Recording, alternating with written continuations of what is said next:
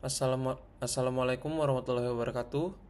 Nama saya Senodi Saputra dengan NPM 240120101993 dan hari ini saya akan mempresentasikan materi rekrutmen minggu keempat.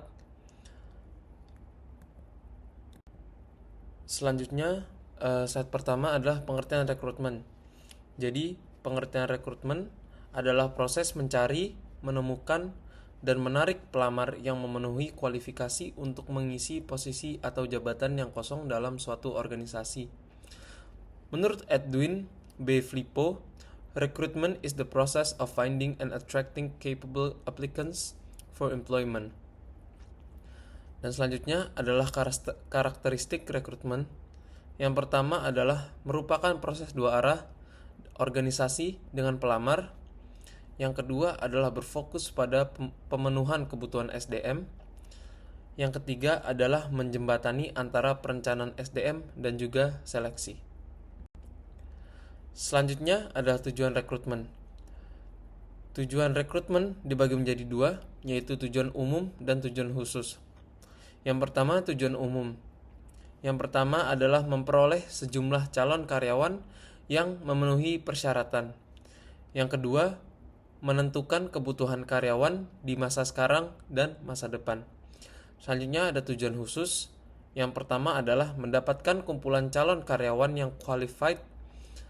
Yang kedua adalah memenuhi prinsip the right person in the right place at the right time, atau orang yang tepat ditempatkan di waktu yang tepat. Yang ketiga adalah membantu mengurangi tingkat turnover karyawan. Yang keempat adalah koordinasi dengan strategi organisasi. Yang kelima adalah evaluasi efektivitas berbagai teknik dan sumber rekrutmen. Selanjutnya adalah proses rekrutmen. Di dalam proses rekrutmen ada 4. Yang pertama adalah identifikasi kebutuhan. Di dalam identifikasi kebutuhan dibagi menjadi 3, yaitu pertama ada analisis jabatan.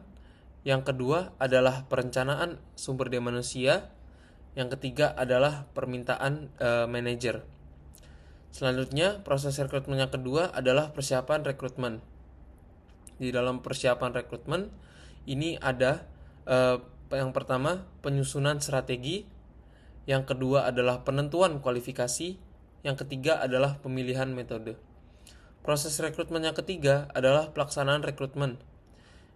Di dalamnya ada publikasi lowongan, selanjutnya ada penerimaan lamaran, dan yang ketiga adalah pemilihan jadwal atau screening. Proses rekrutmen yang terakhir adalah evaluasi rekrutmen.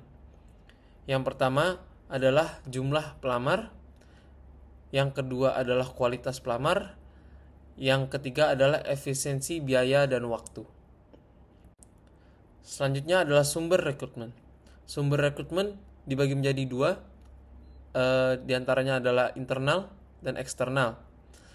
Sumber rekrutmen internal ada dari promosi jabatan, transfer atau rotasi jabatan, penempatan kembali karyawan, dan database karyawan. Kelebihan dari sumber rekrutmen internal adalah dapat memotivasi karyawan meningkat, biaya lebih rendah, dan waktu adaptasi yang lebih singkat. Tapi kekurangan dari sumber rekrutmen internal adalah pool talenta yang terbatas, dapat menimbulkan konflik internal. Selanjutnya adalah sumber rekrutmen eksternal.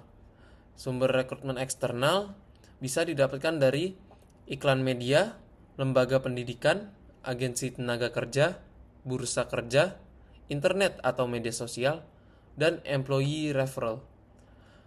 Kelebihan dari sumber rekrutmen eksternal adalah ide dan perspektif yang baru dan pool talenta yang lebih luas. Tapi kekurangan dari sumber rekrutmen eksternal adalah biaya lebih tinggi dan waktu adaptasi yang lebih lama. Selanjutnya adalah metode rekrutmen. Metode rekrutmen dibagi menjadi 3. Di sini ada metode tradisional, metode modern, dan metode khusus. Yang pertama adalah metode tradisional.